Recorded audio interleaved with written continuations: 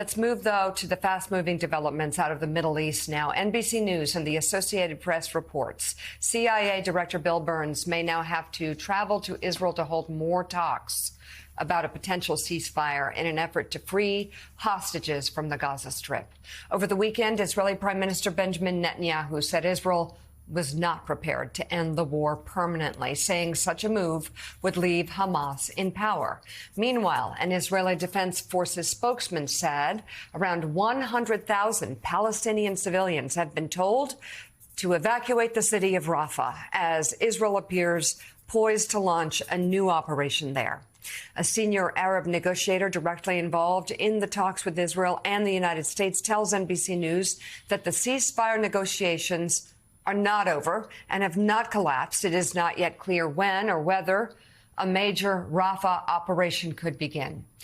Adding further complication to the ceasefire talks is an attack that happened yesterday near a southern border crossing into Gaza, which killed 4 Israeli soldiers and injured at least 10 others, according to the IDF.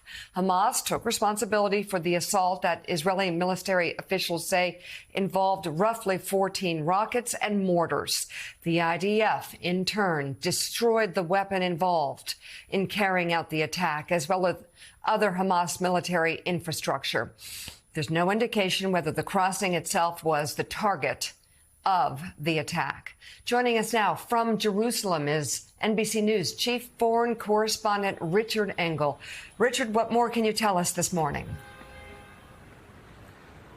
So it seems we are at a crossroads right now. There had been some progress over the last several days to try and reach a ceasefire.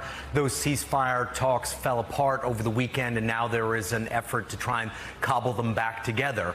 But there are real differences between Hamas's position and Israeli Prime Minister Netanyahu's position and his government's position. So we either have a deal, and there's definitely an effort to try and reach a deal, or the deal is blown up and Israeli forces go into Rafah.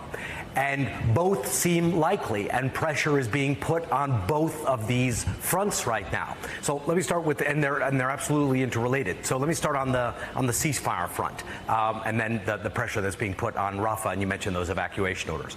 First, on the ceasefire, there was an attempt to reach in a ceasefire. There were Hamas negotiators, Qatari negotiators, Egyptian negotiators, all meeting in various locations, Cairo primarily, and Hamas said it wants to make a deal. It's ready to make a deal.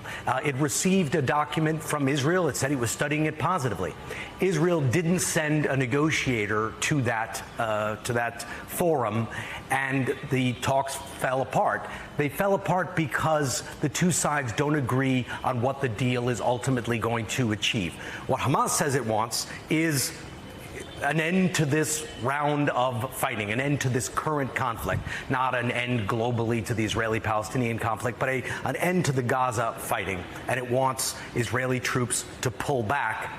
That would leave, effectively, Hamas, some sort of Hamas government in charge. And in exchange for that, for Israel agreeing to end the conflict and pulling out, there would be hostage releases.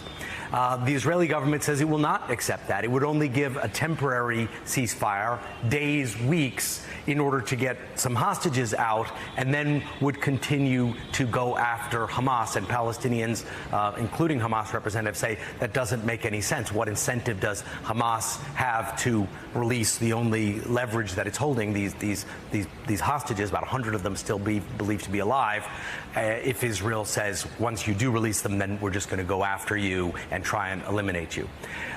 The other focus here is the city of Rafah. That's where about 1 million Palestinians are taking shelter. It's right in the southern part of the country. There was an attack in that area yesterday carried out by Hamas that you just mentioned.